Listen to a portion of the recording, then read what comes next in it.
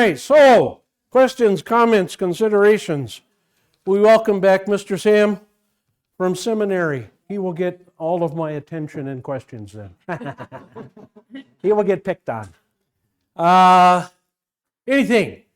Questions from the group? Yes, Mr. Joe, go. Can I tell you a little bit about Cush? All right. Yeah, Cush. Otherwise, we would call it today Ethiopia, okay, and Egypt, kind of a combination, all right? The Cushites themselves kind of occupied more of the, what is referred to as the southern or upper Egypt, but also some into the lower part. The whole area was kind of referred to as that. This is a relative of Ham, okay?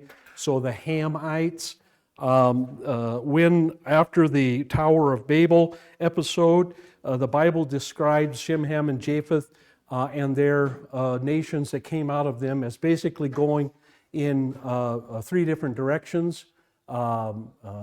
Shem, kind of occupying what we would call the Saudi Arabian Peninsula, the Tigris-Euphrates Valley, Asia Minor, and Palestine, and that. Japheth going north into what we would call Iran, Afghanistan, Russia, and Europe in that way, and then eventually all of China and North and South America. Those would be Japhethites. And then Ham going through Palestine down into the upper or lower Egypt, that is the mouth, the delta area, and Cush began there and then kind of migrated to upper Egypt somewhat, and then also the Hamites then in northern Africa and pretty much the whole continent after that. Other than that, we don't know a whole lot about them. Except that the Egyptians today are not, for the most part, Hamites anymore. They're not Cushites anymore.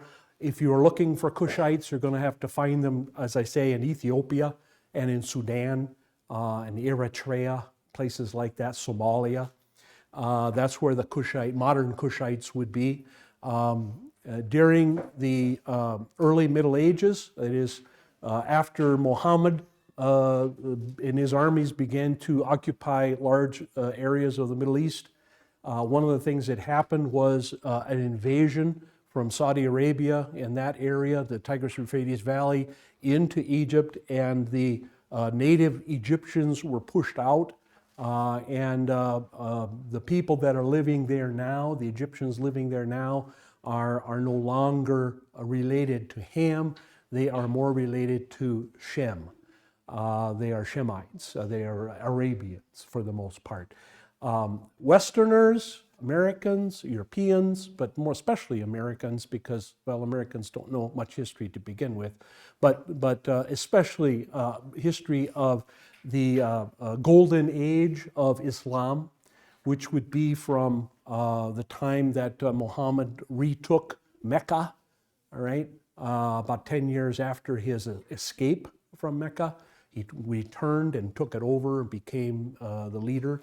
And then from that time, really till about 700, so call it 635, just for round numbers, from 635 to 735, okay? Really a golden age of expansion, and then from 735 into the 800s, probably 850 maybe, would be a time of scientific and cultural expansion. So that would be another golden age. So the entire golden age of Islam would occupy anywhere from 250 to 300 years. And in that time, as I say, the native people of Egypt and that were pushed south into Africa Major. And the people that live there in those areas now are Semites, which is really interesting because you cannot really accuse the Saudi Arabians or the or the Egyptians of being anti-Semite because they are Semites. Yeah, can't be anti-Semite. Same with the Iraqis. Can't be Syrians, same way. Can't be anti-Semites because they are Semites for all intents and purposes. So anyway, that's about it, Joe. Can't tell you a whole much more about them. Archaeologists tell us that they had some pretty well-established, pretty fancy empires down there in Upper Egypt and along those areas, and even over as far as Timbuktu. Pretty substantial, pretty advanced empires in Africa during the early years. And by the time Europeans got there, they were all pretty much gone. Who else has a question? Who else has a comment, a question, or something they want to? Yes, ma'am. Over the last whatever weeks, you've been talking about salvation and how heaven doesn't have time. Yes, right. And so I was reading in my Bible readings this morning, David praising God for his salvation, and it hit me that he really was talking about Jesus dying for his sins, because in heaven, Jesus had already died for his Right. sins. Right. And that just was something that struck me Yeah. for the very Yeah. first time. Yeah. Well, good. Because of your teachings and Yeah. stuff. Good. Well, yeah, and that's important, I think. It's important to understand that I don't know that I would even use the word already. I would just say it's a done deal in God's mind, because God is not captured by time. At the same time, it is also important not to downplay the historical fulfillment. That is also important. And this gets into a quite deep philosophical argument. It gets into things like fatalism and predestination as far as beyond the individual. Okay, I encourage people to believe very strongly in predestination. I encourage people to believe very strongly in their own predestination, but I also encourage people not to expound predestination onto anyone else. Predestination and election, the doctrine of election, is for us individually. It's for our comfort. It's not for us to comfort somebody else necessarily, except to teach them that it exists.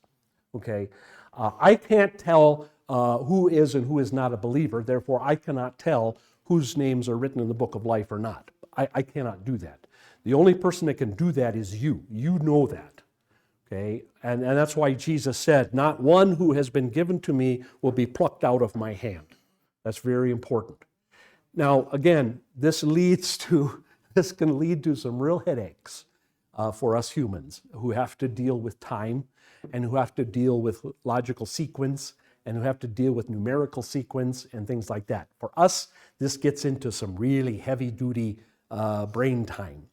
Okay, well, was Judas fated to betray Jesus? Well, of course he was.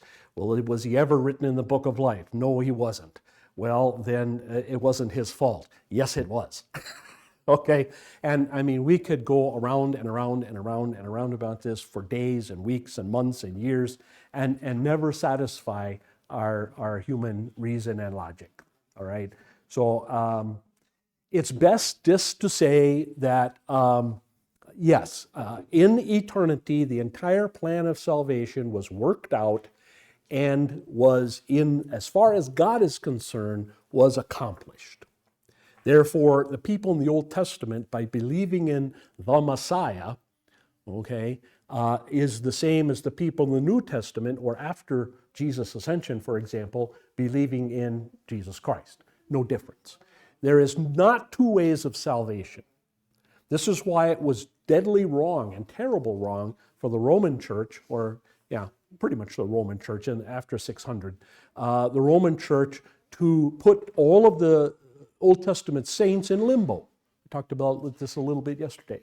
That was wrong. That's wrong, and it was a good idea for the Pope to get rid of limbo, okay, because it doesn't exist.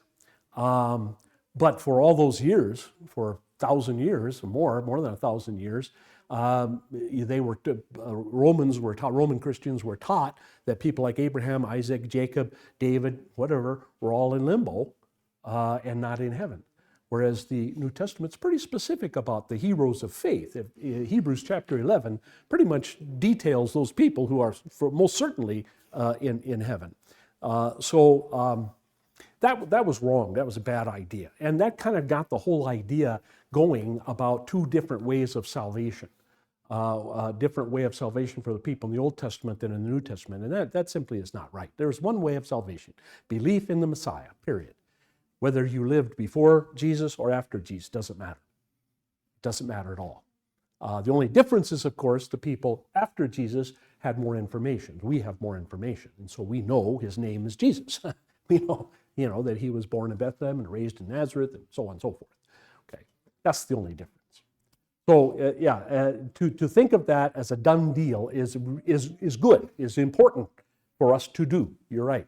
And if you read carefully the Old Testament saints and prophets, that's the way they speak. They speak of it as a done deal. Okay. Sometimes it's what I refer to tell you guys what I was taught called rectilinear prophecy. Rectilinear prophecy is prophecy that's accomplished more than once. Okay, so if you think of rectilinear prophecy, think of David, for example, prophesying about a friend of his betraying him. Okay, raises up his heel against him is the phrase that David uses. So if you think of rectilinear prophecy, think of it being fulfilled at the time of David and then fulfilled again at the time of Christ. And maybe in between a couple too. You can probably find betrayals too in there that would accomplish that. And then Luther, for example. Luther, in our theology, very often we look at Revelation, the book of Revelation, we see that angel flying in midair, with the message of the gospel for all people. And many of us use that as a Reformation text, an epistle Reformation text, and we say, well, that's a prophecy of Luther. Could very well be. I don't know that we should be too dogmatic about it, but it could be. But it could also be Wycliffe. It could also be Savonarola. It could also be Huss. It could also be Tyndale. It could be a bunch of people that could fulfill that particular prophecy. So, but it doesn't have to be just one. It can be, again, rectilinear in that it fulfills itself more than once. So that's the important concept to get to. Okay, trivia time. Trivia time. And keep your phones off, you Googles people. My goodness. Yeah. Keep your mouth shut then. Okay. Battle of Aphek, or Aphek. Okay. Aphek. Now there were two, actually really three if you want to be technical about it. There was one early one and a later one, one at the time of Ahab and another time before that. So I'm asking about the first battle of Aphek, okay? So when does that take place? Who's around? Who's living at the time of the battle of Aphek, the first battle of Aphek? Anybody got an idea? When about is that? Okay, it's at the end. It's at the end of the ministry of Eli. Okay, Eli. Eli was the high priest before who? Samuel. Right, good. Okay, so Samuel was, we pretty much consider Samuel the last judge. He was high priest and judge kind of at the same time in a manner of speaking. Some scholars don't like to refer to him as a judge after the book of Judges and everything, but really he functioned much like the judges in the book of Judges. So anyway, so Eli would be at the time, it's just the time of Eli. Okay, so kind of towards the end of the period of the judges, right at the tail end of the period of the judges. Where is Aphek? And the reason I say Aphek instead of Aphek is because there's no long A in Hebrew. So, Aphek or Aphek, whereabouts would that be? Well, ask yourself who's engaged in battle, in the Battle of Aphek. At the time of Eli, and through the time of Samuel and into the time of David, who was the big enemy of Israel? You uncircumcised Philistine. Yeah, that's right. The Philistines were the kind of enemy of the day, you could say. Okay, this is before really the Assyrians or Babylonians or Egyptians or whatever became their enemies. The Philistines were really their big enemy. Okay, and the Philistines occupy a lot of the coastal region down here especially, but also all the way up into here until you get up into the Phoenicians. Okay, so where is Aphek located? Aphek is located north of the plain of Sharon. So the plain of Sharon is right here. So Aphek probably in the valley of Esdraelon.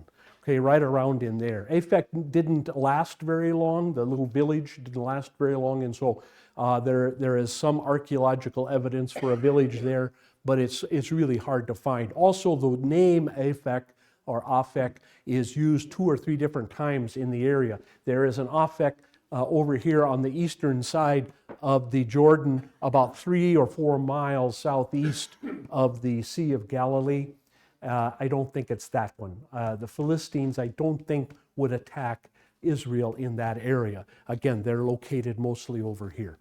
So who's involved besides Eli? Well, he's not really involved. He's back at the home base. Who's involved in the Battle of Aphek, do you think? Saul. Not yet Saul, okay?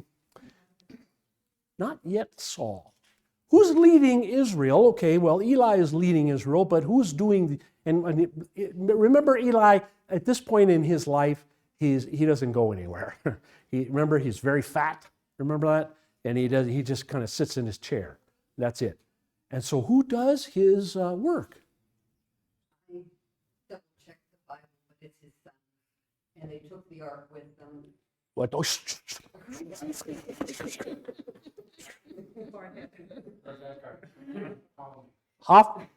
Hophni and Phinehas. That's right. Hophni and Phinehas are the 2 sons of Eli. And were they good boys? No, they were bad. They were very bad. They were nasty characters. They were corrupt. Okay, they used their position of power and authority to get goodies, and they were tyrants over the people, and they were greedy and gluttonous and drunkards and whoremongers and etc. So they're bad guys. All right. So what? And last, what happened at the Battle of Aphek? Did Israel win or lose that battle? They lost, that's right. How many Israelites were killed in total? Keep reading. And the Battle of Aphek, the first Battle of Aphek took place in two days or two occasions. They lost the first day. If you remember the story, they lost the first day. They lost about 4,000 guys, right? And so then they went back to camp and they said, how could this have happened? How could God have let us lose? We don't get this.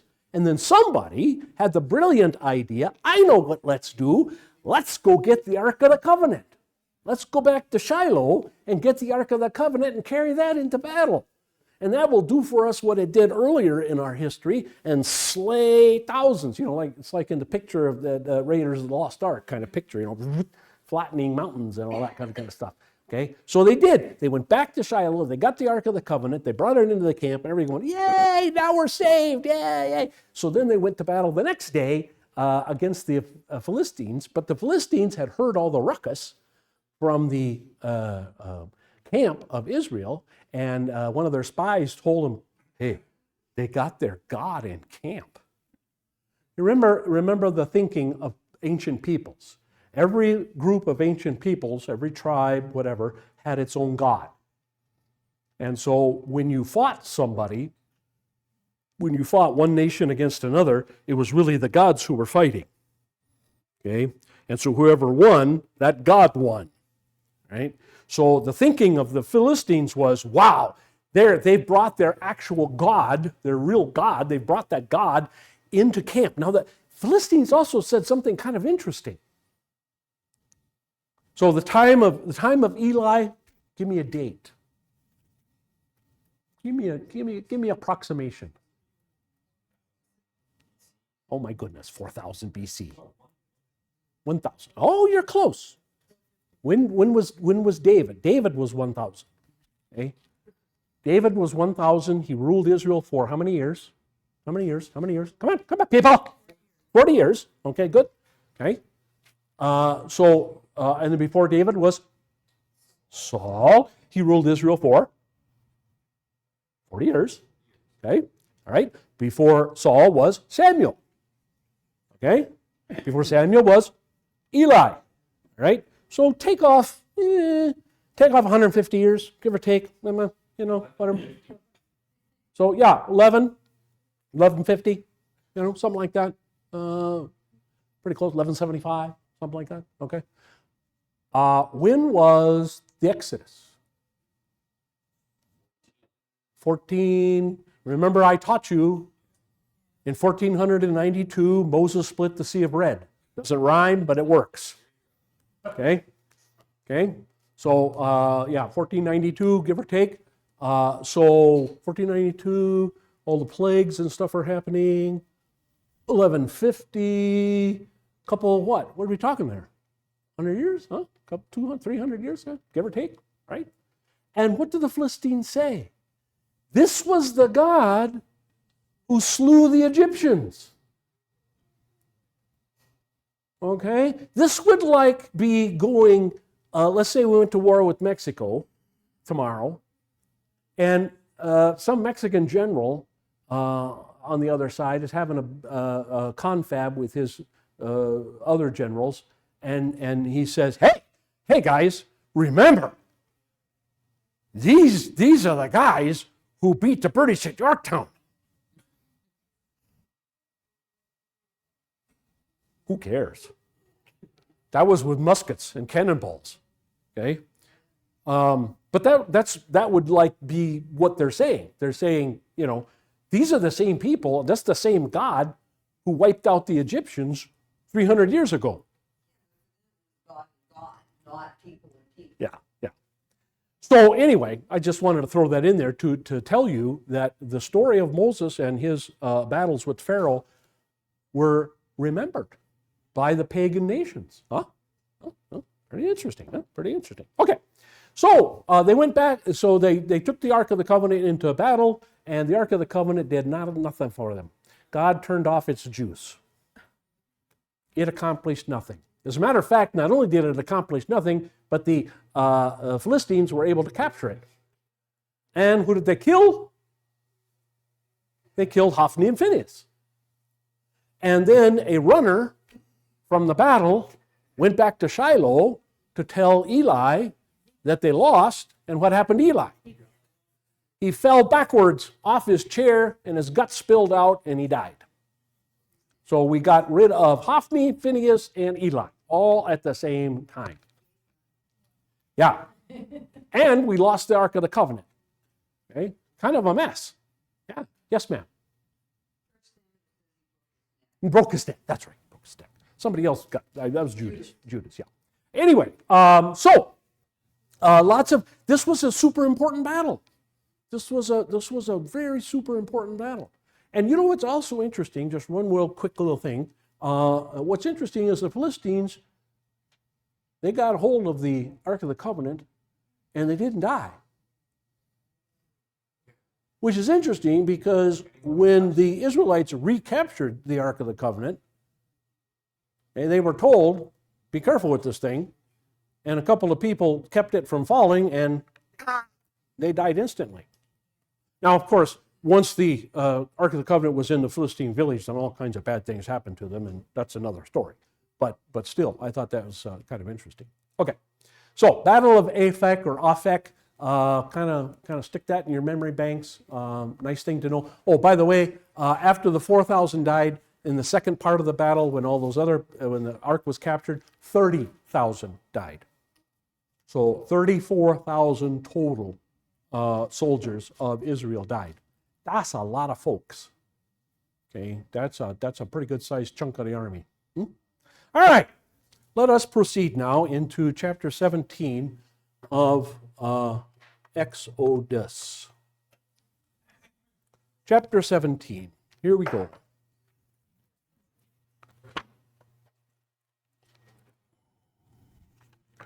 Chapter 17. Now, just a word of explanation first. Overview in your notes here.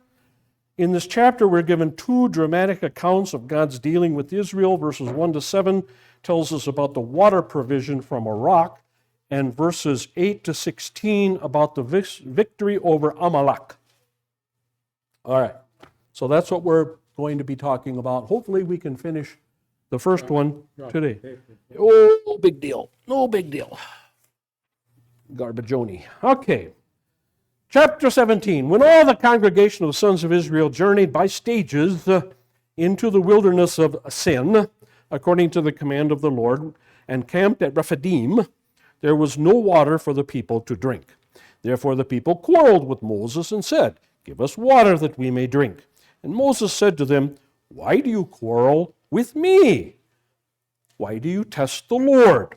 But the people thirsted there for water, and they grumbled against Moses and said, "Why now have you brought us up from Egypt to kill us, and our children, and our livestock with thirst?" So Moses cried out to the Lord, saying, "What shall I do to this people? A little more, and they will stone me." Moses was afraid for his life. The Lord said to Moses, "Pass before the people, and take with you some of the elders of Israel. And take in your hand your staff with which you struck the Nile, and go. And behold, I will stand before you, and there on the rock at Horeb you shall strike the rock, and water will come out of it, that the people may drink." And Moses did so in the sight of the elders of Israel. And he named the place Massah and Meribah, because of the quarrel of the sons of Israel, and because they tested the Lord, "Is the Lord among us or not?" All right. Kind of a straightforward telling of the story, just boom, boom, boom, boom, boom, this happened, this happened, this happened, this happened, okay? Not much else to about it, but there's some stuff hidden in here that will kind of blow your mind, I think. Let's look at the notes then. The story of the water from the rock has special significance for us because Israel's experience at Rephidim shows us that there can be moments when we face severe difficulties precisely because of our obedience to the Lord. Thus, verse 1 tells us specifically that Israel's coming to Rephidim was a result of their obeying the command of the Lord. This point is of the utmost importance in our understanding of this part of Holy Scripture. So, if the Israelites had chosen otherwise, they would not have followed the Lord to Rephidim. Okay, let me find a good, maybe back this way. All right, so, yeah, okay. All right, so they're following the Lord over here to Mount Sinai. Mount Sinai, as Paul tells us in Galatians, is in Arabia. It's not down here, okay? So the Bible clearly defines this place as Mount Sinai. So they cross the Red Sea. They're already at the mountain of God, or very close to the mountain of God. There's not much water this way. There's a little water this way. You're more likely to find water going along the coast as the various wadis and washes drain to the Mediterranean than you are certainly out in the middle of nowhere. So they obeyed the Lord. They went in the opposite direction from where they could find fresh water. And this is what God intended. God intended to test them. Which way are you going to go? Now, you can say, well, the Israelites were just sheep herders from Goshen. What would they know of water along the coastline? Oh, come on. These are also people who live by buying and selling, certainly buying and selling wool and sheep and other products along those lines. And certainly they've had run-ins with caravans. The two major caravan routes, one major caravan route goes straight south of the Dead Sea and then up along this way, and another caravan route goes straight along the coast. And so certainly the children of Israel knew that there were two routes, and certainly people would tell them, well, don't go that way, go the other way. You know, it's kind of like when people want to travel to from here or Arizona, like Phoenix or Tucson, and they want to go to San Francisco. What do you tell them? What do you tell them? Do you just tell them stay on 5? Or do you tell them get off of the 5 or go around and go take the 15 to Barstow, and then from Barstow cut over to the 99 and go up the middle of the Central Valley, right? There's two ways to go, right? Or you can take the long route, the scenic route, and take Highway 1 or Highway 101. So there's 4 ways to go, right? And so anybody that's talking about traveling in that neck of the country, they can say, well, you can go this way, you can go this way, you can go this way, you can go this way. Okay, so there's 4 different ways that you can go. So I'm sure the Israelites would have heard, yeah, there's water up along that way. There's no water this way, and yet God told them go that way, go the way without water. Also, it's going to take them some time to get from where they had the bitter waters. Okay, remember, they had the bitter waters here, all right, just about. And so they probably load up with, their pots or whatever with water. But by the time they get all the way over here, that water is gone. And God, of course, would know that too. So God is testing these people. And he's testing them specifically about following his word. So you can't get it in your head that, well, the prosperity preachers like Joel Osteen and his bunch of wackos, okay, they'll say, well, if you follow the word of the Lord to the letter, you will be rich and prosperous beyond the dreams of avarice. That's not true. There's plenty of occasions, this one being a major one, there's plenty of occasions in the Bible where believers followed the word of the Lord to the letter, or pretty close to the word of the letter, and do the exact opposite, then prosper. They get themselves into big trouble, all right? At least from a worldly standpoint, okay? So God does this once in a while. God does this and says to us, okay, are you really committed to my word or not? Okay? Are you going to stand fast or not? You could kind of think of Luther, maybe, kind of a big example of the kind of thing. Well, Luther, what do you want to do? You want to stand against Charles V and the Pope and all that, and against all the princes and all the magistrates and all the dukes and earls and everybody else of all of Christendom, all by yourself, lonely guy that you are, monk that you are, who do you think you are? Or do you want to capitulate and say, no, that's okay, never mind, okay, not important, okay? Same kind of deal. And it's not everybody, it's not just every Tom, Dick, and Harry Christian who can be like a Luther, who can stand up to all the knights arrayed in front of him and say, Irste ich nicht anders, which is the only German I know. Here I stand. I cannot do otherwise. God help me, amen. Okay, pretty tough, pretty amazing fellow. Okay, they don't come too much more brave than that. That's courage on top of courage. So, folks, this is why the Israelites are in trouble. This is why the Israelites are thirsting to death, if you will, because they follow the word of God, because they did exactly what God told them. Huh? All right. Very often we misunderstand the nature of our problems. The Israelites thought that the problem was the lack of water. It turned out to be wrong. There was, in fact, an abundance of water in the rock, but they were not aware of it. The real problem was that they doubted the providence of the Lord. So, what I'm saying, folks, is if they just waited, or maybe instead of grumbling, whining, instead of whining to Moses, oh, Moses, if they would have said, oh God, you are the master of all things, we kind of need some water, would you mind, and just make a faithful request, problem solved, okay, problem solved. So the lack of water is not the issue. It's very often our case. It's not the disease that's the issue. I don't know if you know what an osteopath is. Do you know what an osteopath is? I went to one Friday. I was kind of sick and tired of all my other doctors not being able to help me with anyone, and so I went to this guy, and this guy talks about underlying issues. Ooh, underlying issues. Too many tamales. Well, that's an underlying issue, okay? Whatever. And it takes a holistic, if you will, approach, a holistic or wellness.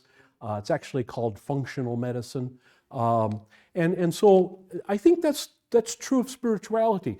When people come to me, and I don't know why I didn't think of this earlier, because when people come to me with their problems, my first question to them, most of the time, after I hear their story, most of the question is to them, what is the sin that's involved? You see, I am not a counselor. I cannot call myself a counselor in the state of Arizona, otherwise I could get sued. Right? I am not a counselor. I don't do counseling. I do spiritual consultation. Okay? And spiritual consultation basically is a nice way of saying confession, absolution. That's what I do. That's what I am empowered by God to do, and by you, my congregation, to do, and that's my call. Okay, my call is not psychology. My call is not psychiatry. My call is not sociology. That's not my call. My call is confession, absolution. My call is to deal with sin and grace. And so my question to people always, what's the sin involved here? And it always puts people off a little bit. I get a couple coming in after they're married a while and they've got all kinds of problems, not speaking to each other anymore. And I say to them, okay, what do you think the sin is that's involved here? Sin? Sin? Who are you calling sin? Right? Or they go like this. He did it. That woman, God, you gave to me. Okay? Like Adam, right? What's the sin involved? And so a lot of times in the problems in our life, I'm not saying every single time, and I'm not saying it's necessarily evident at first. It may take a while to come forward. It may take a while to reveal itself. But in a lot of cases, what's really involved here is God trying to get us away from a particular sin, right? That's what's involved, okay? All right, so the founding fathers of the U.S. often spoke of providence, which was to them another term for the God of the Bible. And they use this term rather loosely. Remember, most of these guys are not Christians. Do not believe the nonsense on the internet that tells you that the United States was founded as a Christian nation. It was most certainly not. It was founded as a deistic nation. Yes, they believed in the Bible, but they also believed in a lot of other holy books. Yes, they believed in God, but they weren't so much convinced about the Trinity or the divinity of Jesus or miracles or whatever, okay? So don't buy that garbage, okay? It's nonsense, and a true historian would know better, all right? For some of them, this meant the one true triune God. That's true. George Washington was a Trinitarian Christian, okay? Hamilton was not. Jefferson was not. Adams was not. Madison was not. Most of the rest of them were agnostics at best. But George Washington, he was a Trinitarian Christian. For others, it was a way to speak about a generic God without raising questions about their actual religious faith. And so a person like Benjamin Franklin, for example, could talk a lot about God and could talk a lot about providence, could talk a lot about the God of nature, for example. And the people who were true Christians, Trinitarian Christians, would say, oh, he's talking about our God. And the people who were deists would say, oh, he's talking about our God. And the people who were agnostics would say, oh, he's talking about our God, and so on and so forth. And so everybody could just say, well, okay, that's fine. Thus, George Washington could speak of providence, meaning the Holy Trinity, but John Hancock and Thomas Jefferson would use providence and simply mean some unknowable supreme being or even just nature itself.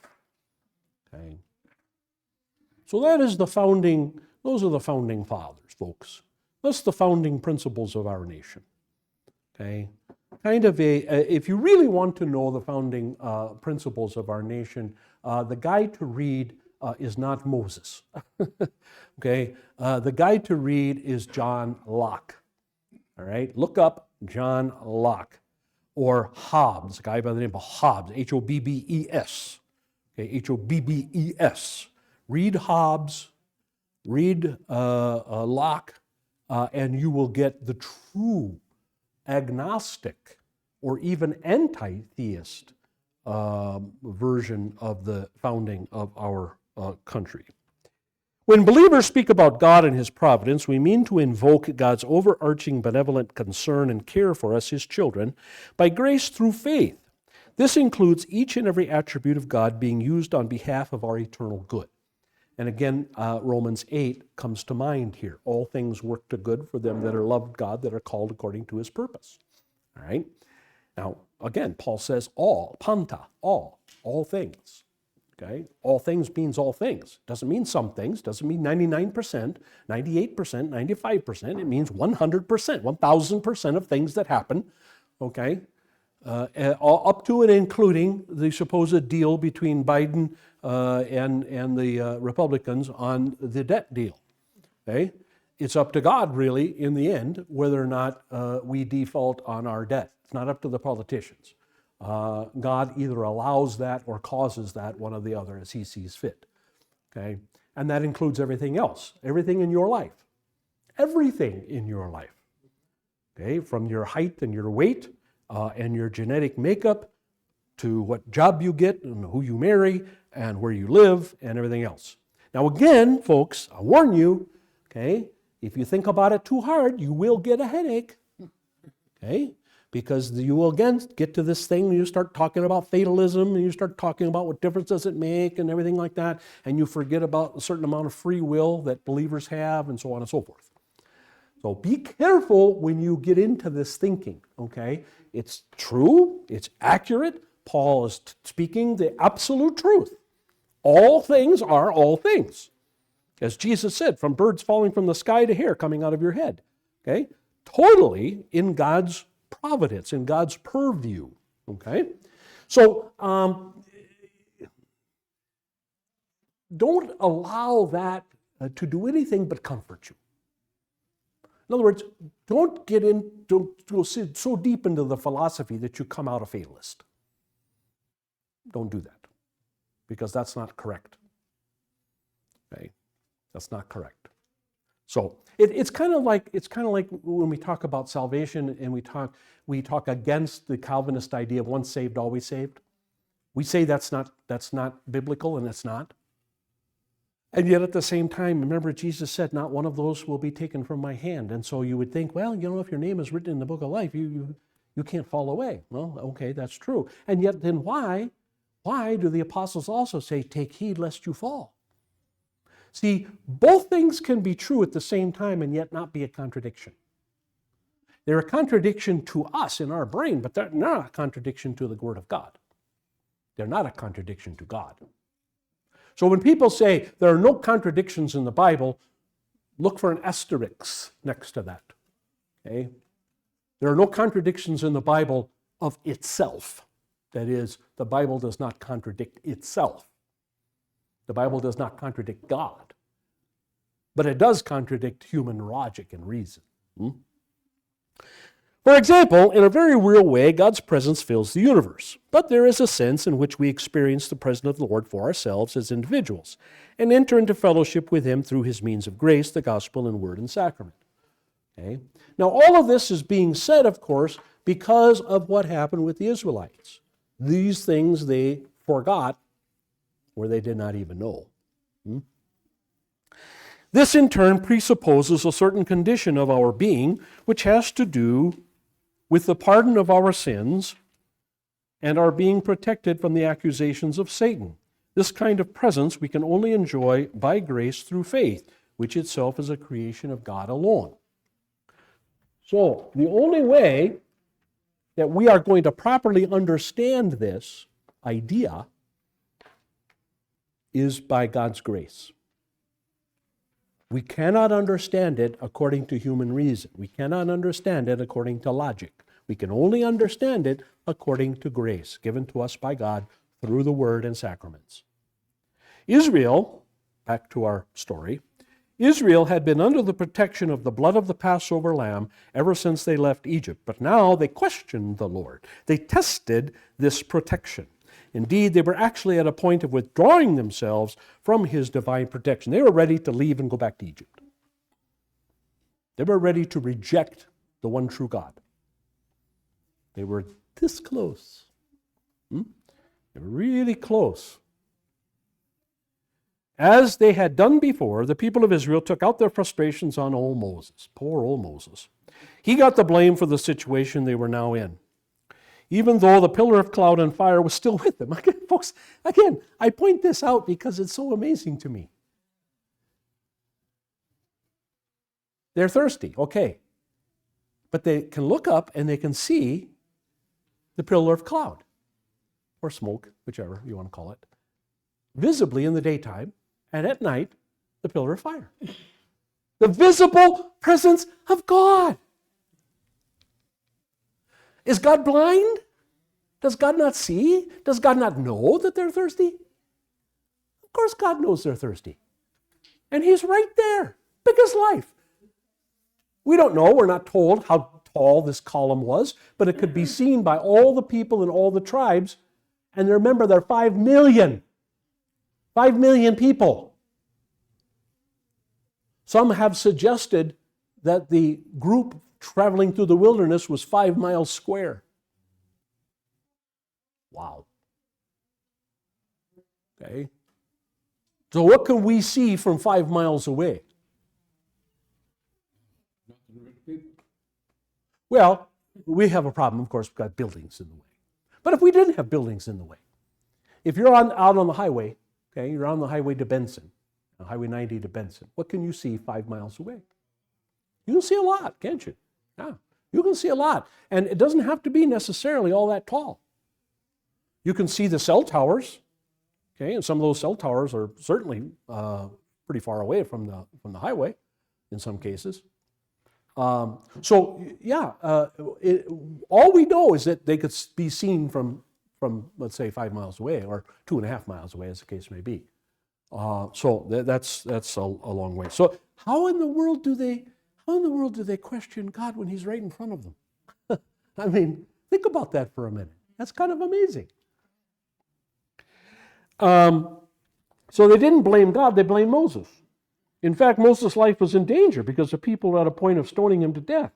If Israel truly had faith in the providence of the Lord, they would have turned to him, to God, to ask him what the purpose of this test was. They would say, oh, God, you have a minute? Can we ask a question?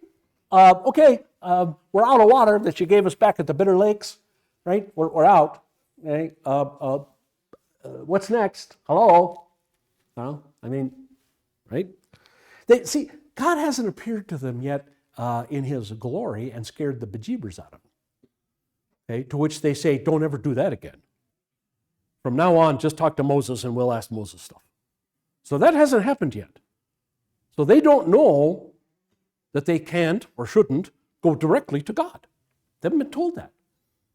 They won't, and they won't be told that really. They will be allowed that, not to go directly to God. Okay? They had the option of going directly to God, and they said, no, we don't want that. We'll be satisfied. We let Moses go face to face with God, and then we'll talk to him. And please cover the face. Oh, cover that face, because after talking to God, can't look at the guy.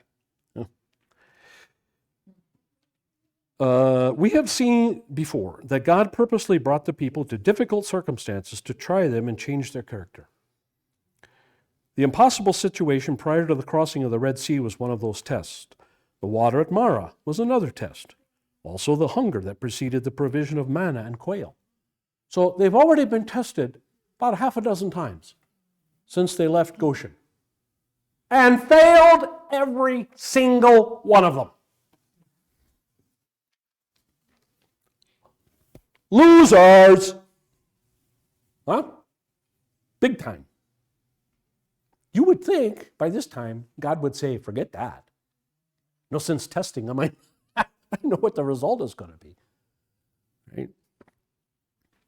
Israel most certainly should have gotten the point long by now. But their hearts and minds were not open to the true reality of their situation. The fact was that they still did not know themselves really or God. They were fooling themselves. Folks, as I've said to people, I've said to you, I've said to everybody else, I say to my fellow pastors all the time, don't try and fool yourself. Don't try and fool yourself. That is the height of stupidity, is to fool yourself. That is the height of foolishness. If you are a coward, admit you are a coward. If you are a pathological liar, admit that you are a pathological liar. If you are addicted to hyperbole, admit you're addicted to hyperbole. If you're addicted to gossip, admit you're addicted to gossip. If you are addicted to whining, admit that. Whatever kind of failure in your personality that happens to show itself, don't fool yourself and say, well, I'm really not that way. Yes, you are. Yes, you are. Don't lie to yourself. Shakespeare, great theologian, by the way. Second best theologian on the planet next to Martin Luther. Maybe Martin Chemnitz. Shakespeare was a great theologian. To thine own self be true. So true, folks, so true. The Jews refused to admit to themselves how rotten, stubborn, guileful, obnoxious they are. They refuse to admit that. You might say to this very day.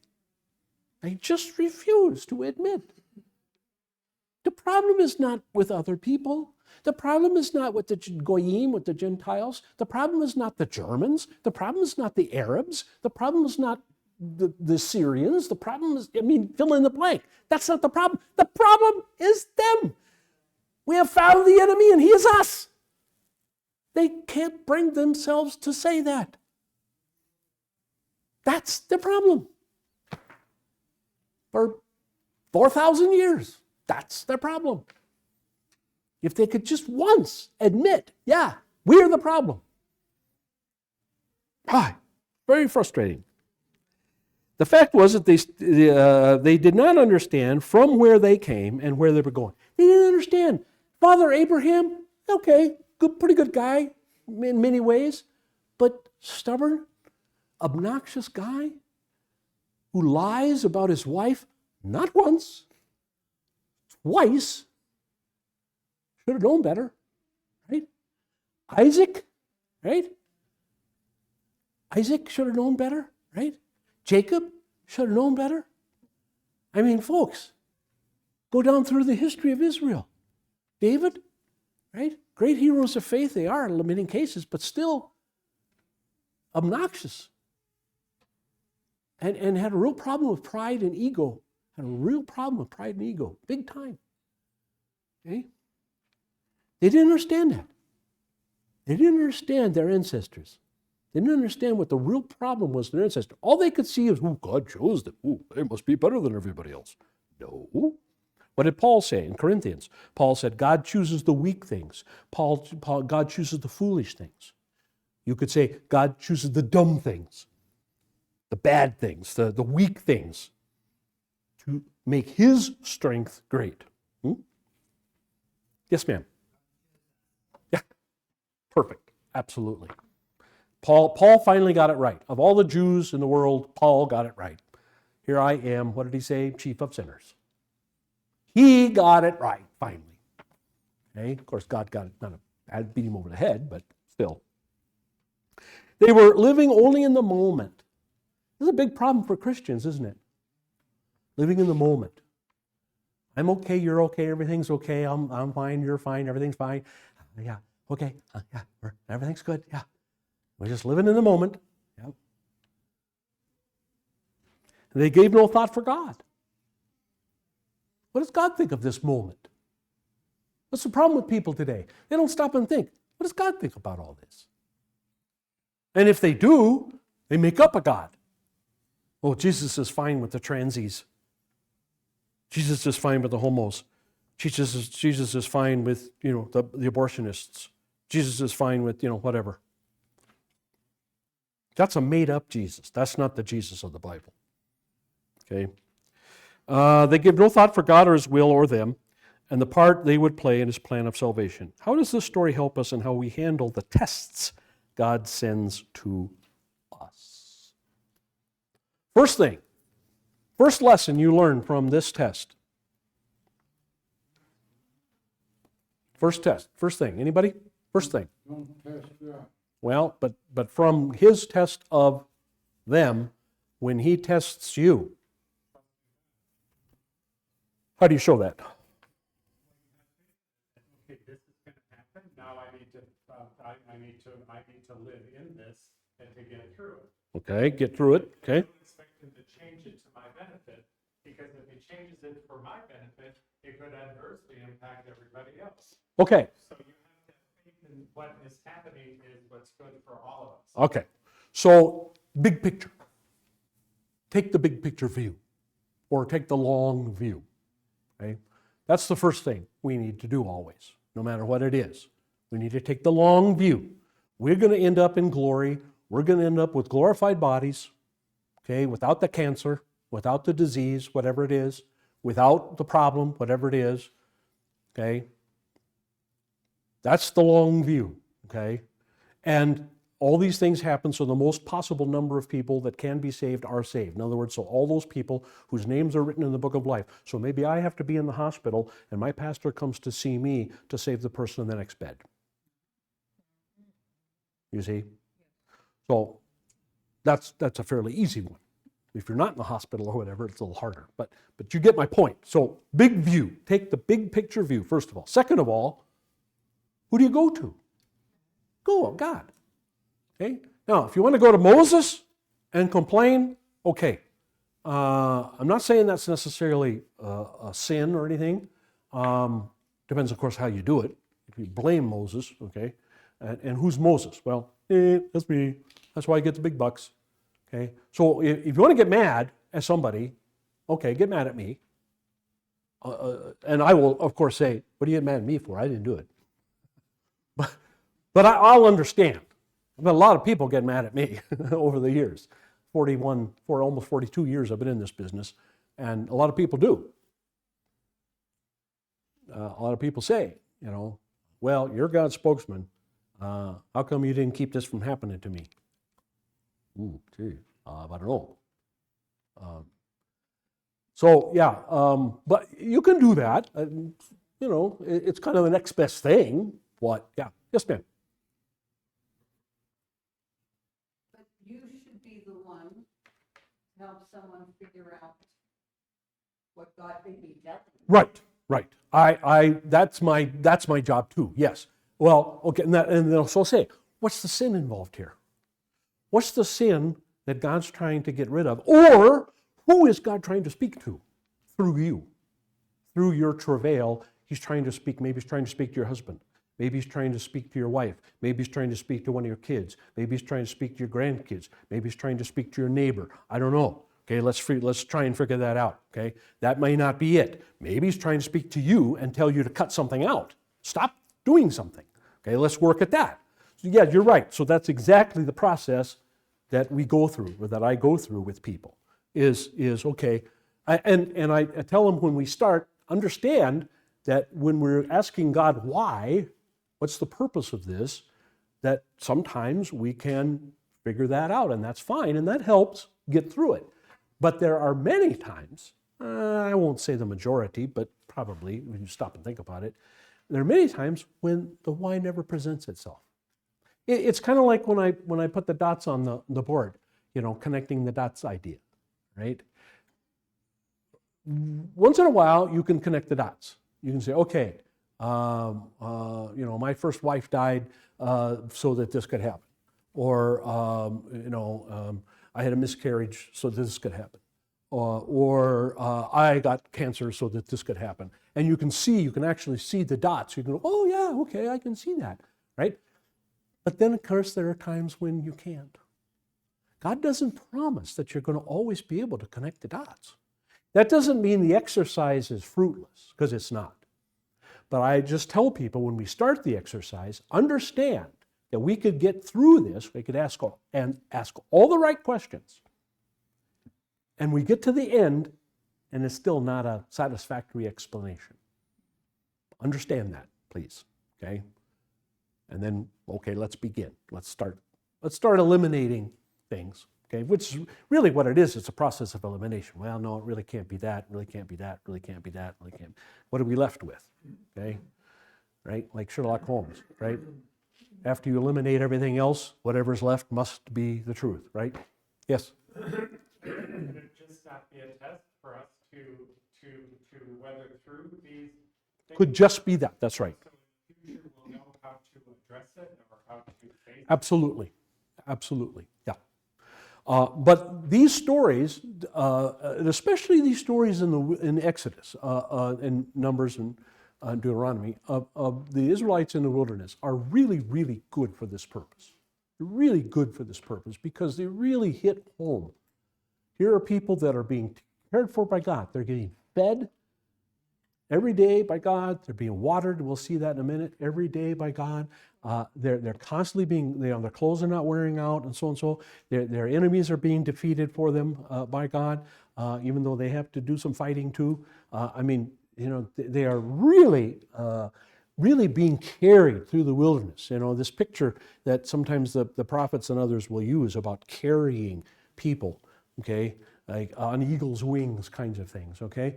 And being carried through life, and yet at the same time grumble and grumble and complain and complain and complain and complain. And not just the first generation, but the second generation does the exact same thing after 40 years. That's how this story helps us in handling our tests. Let's got 5 minutes, let's keep going. On the surface, it seems that the request of the people is reasonable and that Moses shirks his responsibility by saying it isn't his fault. What are you complaining at me for? Hey, I told you to take more water at that last place. I told you, quit crying about the rest stop. I told you to use the last rest stop, and you didn't. Right? You're on the road. If I have to pull this car over, right? Okay.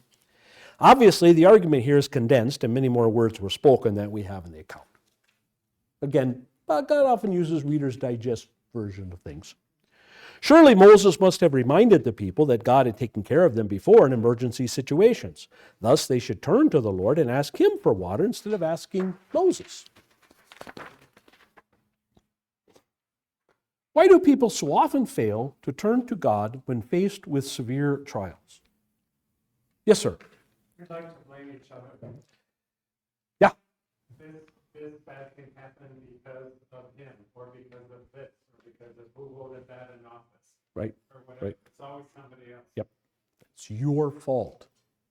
Yes, ma'am. We're also Americans, we take care of. Yeah, take care of. We'll pull ourselves up by our own bootstraps, right, George? Good old American know-how, huh? He who cares for himself cares best, or however, right? Yes, ma'am. They're ashamed. Ah, often true. Yes. Yeah. Right. And so you're ashamed and you don't want to. I have often asked people who come to me with their problems, I often ask them, well, have you prayed to God about it? No. I don't want to. What? You think he doesn't know? Oh, yeah. Huh. Oh, yeah. Okay. Yeah. Sure. So, yeah, that's a good point. Anything else? Any other comment? Yes, sir. No, we want to solve it ourselves, or we want to find something physical to solve our problems. Yeah, very often. And physical things are hard enough. It's like this new doctor says, well, you need to do this, this, this. Well, I don't want to do this, this, this. Can't you give me that? Well, that isn't going to work. You have to do this, this, this. Oh, crud. Okay? When it comes to spiritual things, that's even harder. It's harder with spiritual things because spiritual things are harder to measure. And because they have to do with our soul, our spirit, and really our basic who we are, personality, it's harder to change. It really is. It's hard. Again, the first thing you have to do is you have to admit, hey, I'm a coward, or whatever it is. I'm a liar. I'm a cheat. That's what I do. And it's hard to do that, first of all, and then it's hard, okay, I got to do the opposite, which means you got to be honest with people or something, or you got to stand up for yourself more often, or you got to stand up for God more often, or whatever. You first. I remember something taught a long time ago that I've used on occasion where we go to the mirror, look in the mirror, say, God, I'm giving this to you. Yep, absolutely. It works. It really works. Yes, it does. Yes, it does. Yes, ma'am. Sir. I think a lot of problem in our society, and we lay it to, I don't know my next door neighbor, Yeah, and just stay away from them. right. Everyone has problems. Safer that way. Yeah. But maybe if you got to know them, maybe that Yeah. next door neighbor is gonna help you True. with the problem you have, True. True. and we don't take advantage of that. All right, we've reached our time. So we'll pick it up at O next time. Pick it up at O. Any final points? All right, let's close. May the grace of our Lord and Savior Jesus Christ, the love of God the Father, and the fellowship of the Holy Spirit be and abide with us all. Amen.